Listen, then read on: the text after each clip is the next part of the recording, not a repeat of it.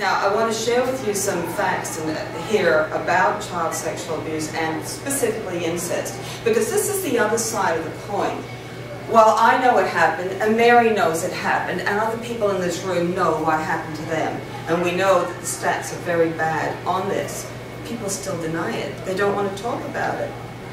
When was the last time you turned on the evening news and heard that so-and-so was charged with incest with his daughter? Or so-and-so grandfather, dear old granddaddy, was abusing his grandson? Do you hear about that? You hear about rape, you hear about pedophilia, you hear about cyber sex, you hear about all that stuff. No one's talking about incest. This is why I had to write the book. We have to start talking. Remember what Martin Luther King said, when we're silent about things that matter, death. That's what it is. Now, bear a second. Kate has prepped me on this. You're going to do this right, Kate, right? Okay, here we go. Yeah, I did it. Yes, very good. Okay. Here are some of the facts that I've been digging up in my research. And these facts, don't think that they don't apply to Canada. The first three are Canada. 1 in 3 girls, 1 in 5 boys are sexually abused by the age of 18. 95% of victims know they're abusers. That's a horribly high figure.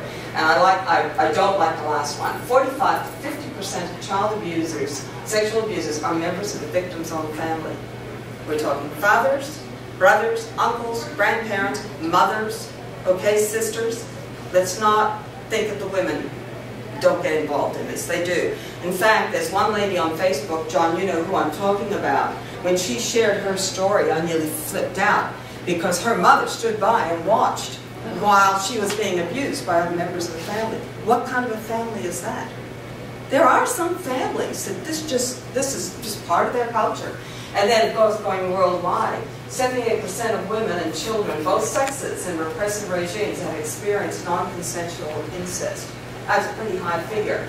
These are the countries where it's absolutely worth, and it's quite acceptable. They do it. The thing that got me, well, Russia's the largest producer of porn, but this last one here, I got cut off. Middle East, Afghanistan, Turkey, common for boys to engage in incest with the father's consent up to the age of 13. It is considered a rite of passage. And God help you if you're a woman there, because obviously you're the one that they're going to do it with, apart from each other, right? Pretty awful figures, but real. This is no joke. So anybody who says it's not going on, you know, it's not as bad as you think, yeah, it is as bad as you think. It's a horrible problem as far as I'm concerned. It's rampant. I don't care what anybody says, it's rampant. It's all around us. Whether we like it or not, whether we deny it or not, it's there. And this is, of course, one of the reasons why I wrote the book. When I came out and told my family about it, the first thing out of my daughter's mouth was, "Mom, you have to write the book." And I said, "Oh, honey, I don't know if I can write this book." And she said, "Yes, you do." She said, "Mom, you have to write it," because she said, "There are so many like you. You can help so many people with this book." And I thought, she's right, but it was still scary. Here I am going public, telling everybody, yeah, hey, you know what happened to me for 12 years? Not easy, but has to be done, because somebody has to start talking about it, okay? Let's stop pushing it underneath the rug, you know? If we can talk about all those other things, we can talk about this too.